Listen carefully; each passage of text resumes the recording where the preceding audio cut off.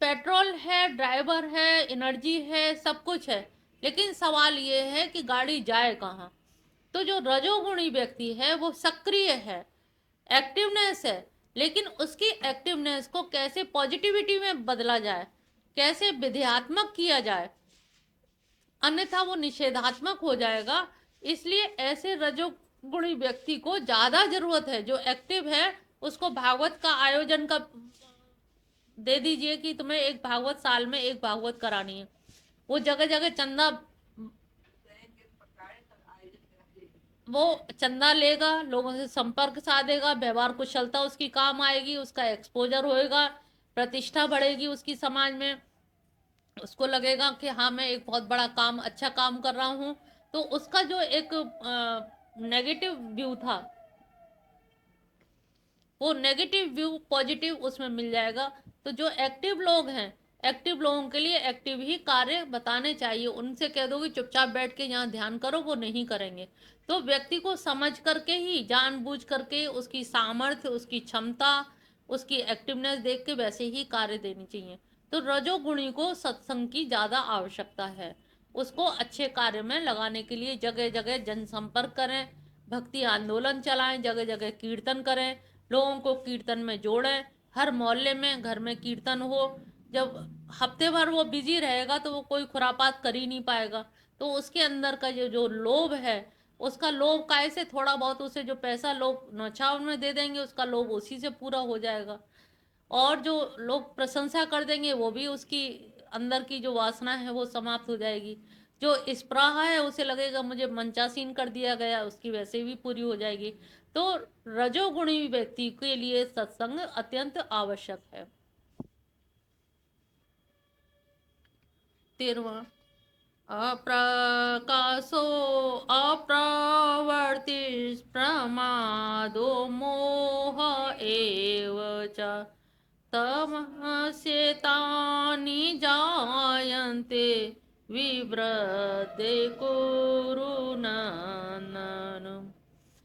अब तम की क्या पहचान है? मोह होगा, प्रमाद होगा, और अप्रकाश यानी कि जड़ता होगी, चेहरा डल होगा, भारीपन होगा चेहरे पे, उठने में भी उसे घंटों लगेंगे, चलने फिरने में भी उसे दिक्कत होगी प्रमाद के कारण। ऐसा नहीं, शरीर की अक्षमता से कोई अगर करता है तो बात अलग है, शरीर में कष्ट है, लेकिन वो हष्टपुष्ट है। लेकिन हष्टपुष्ट होके बहुत से हम लोग नहीं कहते हैं कि तुम इतने हष्टपुष्ट हो, भीख क्यों मांग रहे हो। वृंदावन में भी कहते हैं ना, अरे तुम काम, चलो हमारे यहाँ चलो काम कर लेना, तुम भीख क्यों मांग रहे हो, तुम तो बहुत योग्य हो, हष्टपुष्ट हो, कोई भी काम कर सकते हो। लेकिन वो कोई भी काम नहीं कर सकता, प्रमादी है। और प्रमादी है और अप्रकाश है, उसमें प्रकाश भी नहीं है कि वो कुछ और काम कर सके। और मोह भी है। किससे मोह है? शरीर से। शरीर थक नहीं जाएगा? हम ही काम के लिए बचे, हम काम के लिए थोड़े ही हैं। शरीर से इतना मोह है, अपने खान पान से इतना मोह है, कहीं से भी मिल जाए, इधर से भी मिल जाए, खा तो आए, लेकिन चलो और खा लेते हैं, कल मिला कि नहीं मिला, और मिल जाए, भिक्षा में भी ज्यादा मिल जाए। तो ऐसे ऐसे लोग देखे जाते हैं। तो वो जो वास्तव में जो भिखारी हैं, जरूरी नहीं सब भिखारी नहीं है, कुछ तो अपाहिज है इसीलिए भिखारी हैं। और कुछ लोग स्वेच्छा से भीख की लाइन में बैठ जाते हैं। वो चाहें तो कोई सेवा दे सकते हैं, रोटी बेल के खिलाने में, परोसाई करने में, जल वितरण करने में, कुछ ना कुछ सेवा दे करके भी अपना काम कर सकते हैं। लेकिन उनको अपने देह से मोह होता है, प्रमाद होता है, और इस प्रमाद के कारण ही वो जहाँ हैं, जैसे हैं वैसे ही रहते हैं। उनकी कभी कोई आत्म उन्नति, शारीरिक उन्नति, मानसिक उन्नति कदापि नहीं होती, और वो अधोगामी होते हैं हमेशा हमेशा के लिए।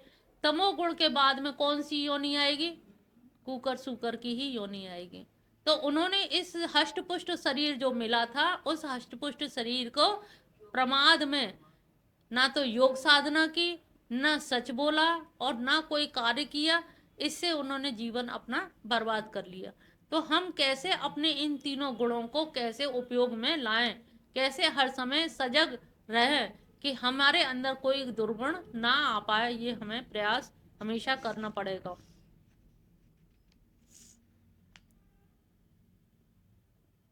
यदा सत्त्वे प्रवर्धेतु प्रलयं याति देवव्रत तदोत्तमवेदाम लोकानमलप्रतिष्ठति। देवव्रत यानी कि जो देहधारी हैं जीव, सत्व यदा सत्वे प्रवृत्ति, जब सत्व गुण की उनमें प्रवृत्ति होती है, जब जैसे मरते समय आप, हम अक्सर कहते हैं ना, जब कोई मरे और मिशन का कोई व्यक्ति है तो हमें क्या करना चाहिए, वो ना तो नाम ले पा रहा कृष्ण का, कान से सुन भी नहीं पा रहा है, लेकिन उसके चारों तरफ कीर्तन करिए तो उससे क्या है, चारों तरफ का ऑरा शुद्ध हो जाएगा, यमदूत नहीं आएंगे। और ज़्यादा से ज़्यादा हो भगवान की फोटो उसके सामने लगा दीजिए, तो शायद थोड़ी सी भी देखने की दृष्टि या कोई थोड़ी शेष रह गई होगी तो उसका वो भाव बनेगा, उसके भाव से। तो मरते समय जब हमारा सत्व गुण की प्रधानता होती है तो उसे अमल यानी कि ऐसे लोगों की प्राप्ति होती है जहाँ बड़े बड़े सिद्ध लोग जाते हैं। और जो हमारी इडा और पिंगला नाड़ी हैं, इडा और पिंगला के बीच में सुषुम्ना नाड़ी है, और सुषुम्ना जो है वो रेशम का धागा जैसे होता है, बहुत सूत पतला सा है। तो उस जब आप भगवान का स्मरण करते हुए मरते हैं, प्राण त्यागते हैं, तो वो श्वास जो है सुषुम्ना में चली जाती है, और सुषुम्ना सीधे हमारे यहाँ ब्रह्मरंध्र में आ रही है। जब आप ध्यान करोगे पीछे से मूलाधार से इडा पिंगला को लेके आएंगे तो सारे चक्रों में होते हुए आती हुई वो यहाँ से आज्ञा चक्र से आते हुए, तो आप या तो उसे यहाँ आपके आग्रा चक्र में उसे छोड़ दीजिए तो ऐसा लगेगा कि आपने सारी नदियों का पानी सागर में छोड़ दिया है, या फिर आप सुषुम्ना के माध्यम से ब्रह्मरंध्र ऊपर की तरफ जाइए, तो ऊपर जब जाएंगे तो आपके प्राण ऊर्ध्वगामी होंगे और ऊपर की तरफ जाएंगे। तो जो सत्व गुण में मरता है, सत्व गुण की प्रधानता होती है भगवान का नाम लेकर के या ओम का उच्चारण करके या संकीर्तन सुन के जाता है, तो सुषुम्ना में उसके प्राण की धारा बहने लगती है, वो प्राण वायु फिर उसे ऊर्ध्वगामी ऊर्ध्व लोकों में ले जाती है। इसलिए सत्वगुण होना बहुत जरूरी है, सत्वगुण में जीना बहुत जरूरी है, सत्वगुण में मरना उससे ज्यादा जरूरी है। रजसि प्रलयं गत्वा कर्म संगेषु जायते तथा प्रलीन समसि मूढ़ योनिषु जायते। वो तमोगुणी क्या करेगा, मूढ़ योनियों में जाएगा। मूढ़ योनि में यानी कि एक मूढ़मती होते जो बहुत निम्न कोटि के हैं, जो ना सत्संग में बैठ सकते हैं ना किसी काम के, बस पड़े हैं तो पड़े हैं, लेबरगिरी कर रहे हैं, बोरी ढो रहे हैं, रिक्शा चला रहे हैं, या फिर उनमें इतना तम है कि पड़े पड़े स्टेशन पे देखो कितने लोग तुम्हें मिल जाएंगे तमोगुणी इसी तरह के। तो ऐसे लोगों की जब मृत्यु होती है तो वो मूढ़ यानी कि गलत योनियों में जाते हैं, निम्न कोटि की योनियों में जाते हैं, उनका कभी भी उद्धार नहीं होता। और जो नीचे की योनि में चला गया एक बार, नीचे की योनि में जाने के बाद में 84 लाख योनि में वो चला जाएगा, फिर उसका कभी भी उद्धार नहीं हो पाएगा। वो निरंतर 84 लाख योनियों में क्रमशः घूमता रहेगा, वो चक्र ऐसा घूम जाएगा कि उस चक्र से वो फिर नहीं बाहर आ पाएगा। जैसे हम कहते हैं ना, मोती झील में जैसे इलेक्ट्रिक का जो झूला लगता है, आप पैसे दे के बैठ तो गए उसमें, लेकिन जब वो चलने लगता है तो आप चिल्लाते हो, उल्टी आ रही है, घबराहट हो रही है, लेकिन वो नहीं रोकता है। वो तभी रोकेगा जब चक्कर पूरे हो जाएंगे। तो इसी तरह से हमारे चक्कर है कि जब तक 84 लाख योनि है वो पूरी नहीं हो जाती हैं, तब तक वो आपको भोगनी पड़ेंगी। और 84 लाख योनि में तो मूढ़मती जो होते हैं, तमोगुणी जो होते हैं, आलसी और प्रमाद, सुबह आलस आ गया, आज कौन भजन करे, कौन गुरु माँ देख रही हैं, काई तो है कि इतनी कर लिया करो, कौन देखने बैठी हैं, कह देंगे कर लेते हैं, कितनी कर लेते हैं, कर लेते हैं, अपनी सी जितनी बनती है। तो तुम हमको जवाब नहीं दे रहे हो, तुम कन्हैया को जवाब दे रहे हो। तुम्हारे अंदर जो बैठे हैं ना वो सुन रहे हैं। वो भी यहाँ नहीं बैठे, वो तुम्हारे ही पास बैठे हैं। अभी बताया ना, योनि भी वही, पिता भी वही, माता भी वही, बीज भी वही, वीर्य भी वही, सब कुछ वही है। तो वो तुम्हारे पास ही बैठे हुए हैं, तुम्हें यहाँ आके बताने की जरूरत भी नहीं है। तुम अच्छा कर रहे हो तो उनको ये भी मालूम है, और बुरा कर रहे हो तो भी मालूम है। तो जो भी कर रहे हो तो ये सोचो कि वो तो हर समय संग लगे ही रहते हैं, उनसे तो हम कुछ छुपा सकते ही नहीं हैं। कर्मण सुकृतस्याहु सात्विकं निर्मलफलम् रजसस्तु फलं दुःखं ज्ञानं तमस्य फलम्। सात्विक का निर्मल, यानी कि वही चीज उन्होंने बार बार रिपीट की है। निर्मल फल होगा। सुकृत, सुकृत में क्या है, एक सु नहीं कृत, सुकृत में एक चीज लगाए कि हम जब कोई सुकृत करते हैं तो हमें सुकृत का भी कभी कभी अभिमान हो जाता है। तो निर्मल फल तो है उसका, लेकिन फिर भी हम देखते हैं कि ये तो बड़े धर्मात्मा आदमी थे, लेकिन हमेशा दुखी पाए जाते हैं, रोते ही गाते इनको दुखी दुखी देखा है। तो उन्होंने कहा सुकृत फल में होता क्या है, आदमी को अहंकार हो जाता है कि हमारे गली मोहल्ले में कोई इतना धार्मिक नहीं जितना हम हैं। जितना हम मिशन में जाते हैं इतना कोई नहीं जाता है, बेनागा जाते हैं। अब होता क्या है कि हमारा कहीं अहंकार ना बढ़ जाए। सुकृत, सु शब्द इसीलिए लगाया कि कृत तो करो, अच्छे कर्म करो, लेकिन अच्छे कर्म में कहीं अहंकार ना आ जाए। ये ध्यान रखो कि प्रभु तुम्हारी सामर्थ्य है जो हमें यहाँ लाने लायक बना रखा है। तुम्हारी अगर इच्छा ना हो, तुम्हारी कृपा ना हो तो हमारी कोई औकात नहीं है। तो हम भगवान को ही धन्यवाद दें, अपने पे अभिमान ना करें कि हम जा रहे हैं, हम नहीं जा रहे। प्रभु तुम बुला रहे हो, प्रभु तुम्हारी कृपा है, तुम्हारी टेर है, तुम्हारी टेर से ही हम खींचे चले आ रहे हैं। नहीं तो हमारी कोई भी साथ नहीं है, कोई औकात नहीं है कि हम सब घर के काज सब और चीज छोड़ के हम आ सकें। ये आपकी कृपा ही है। जब उनकी कृपा देखोगे, क्योंकि अभिमान जो होता है वो आपके हर चीज को नष्ट कर देता है। भगवान आपके हर कर्म का आशय देखते हैं। आशय का मतलब समझ रही हो, भाव, कि किस भाव से तुमने काम किया। क्या इस भाव से किया कि लोग हमें धार्मिक कहें? क्या इस भाव से किया कि गली मोहल्ले में हमारी ख्याति बढ़े? या इस भाव से किया कि हमारी प्रतिष्ठा और लोग हमारी वाहवाही करें? तो यहाँ पर भगवान कहते हैं मैं भाव का भूखा हूं। मैं वो देखता हूं कि तुम किस भाव से काम कर रहे हो। तुम सिर्फ मेरे लिए काम कर रहे हो कि प्रभु तुम्हें प्रसन्न करना है, हमें दुनिया को नहीं रिझाना है, हमें दुनिया को नहीं पसंद। अब मीराबाई ने क्या दुनिया की परवाह करी थी? मीराबाई नाची, बेखटके नाची, राजद्वार से निकल करके सड़कों पे नाची, संतों के बीच में नाची। लोगों ने बदनामी, तुम लोग क्यों क्या कहोगे, अरे वहां जाएंगे तो बदनामी ना हो, लोग क्या कहेंगे। उसने लोगों की परवाह की क्या? जो भक्त होता है वो लोगों की परवाह ही नहीं करता, वो कृष्ण की परवाह करता है। जब हमें कृष्ण की परवाह करनी है, कृष्ण को ही रिझाना है, उन्हीं को खुश करना है, तो हम लोगों की बिसात क्या है, औकात क्या है लोगों के। इनकी औकात हमने बढ़ाई है ना कि ये फला फला फला है, होंगे अपने लिए, हमें क्या लेना देना। हमें तो एक जीवन ये मिला है ना, इसी में कल्याण करना है, और इसमें अगर हमने नहीं किया तो कभी नहीं होगा, कभी होने का चांस भी नहीं है। ये भी देखो, चांस मिला है तुम्हें, एक मौका मिला है, एक सुअवसर मिला है। अगर इसमें भी अगर हम नहीं चेते तो फिर हमारा कुछ भी करना व्यर्थ है। हम कितना भी अच्छा खा लें, भोजन कर लें, विष्ठा बन जाएगा। हम कितना भी अच्छा वस्त्र पहन लें, फट जाएगा।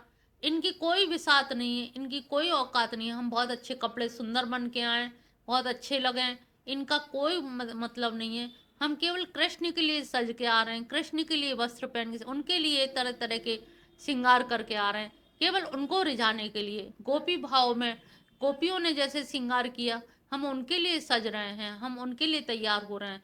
जब शीशे में, दर्पण में जब बिंदी लगाओ, चंदन लगाओ, कुछ भी काम करो तब दर्पण में उनको देखो कि कन्हैया तुम्हारे लिए ये बिंदी लगा रहे हैं, कन्हैया तुम्हारे लिए सज रहे हैं।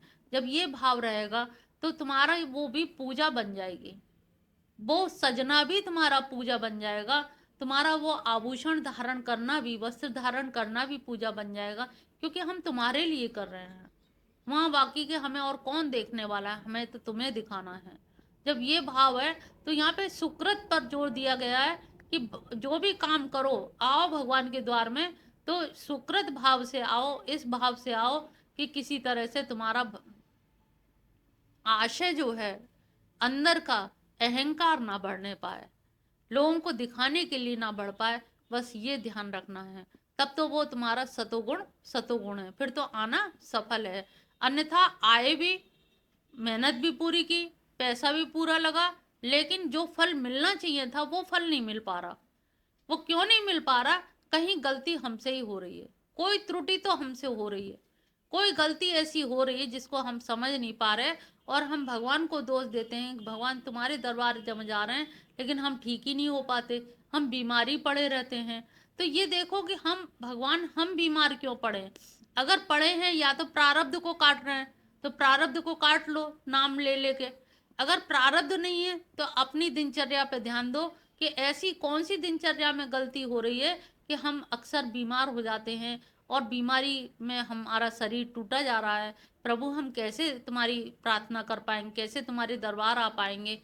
हमें अपने लिए तो सही रखो, ना दुनिया के लिए सही करो, लेकिन अपने लिए तो हमें इतना सक्षम कर दो कि हम स्वस्थ बने रहें, ठीक ठाक बने रहें। तो जब ये अपना विश्लेषण करोगे तो ये सत्वगुण आपका जो निर्मल है, जो प्रकाशवान है, वो तभी आपका फलदायी होगा।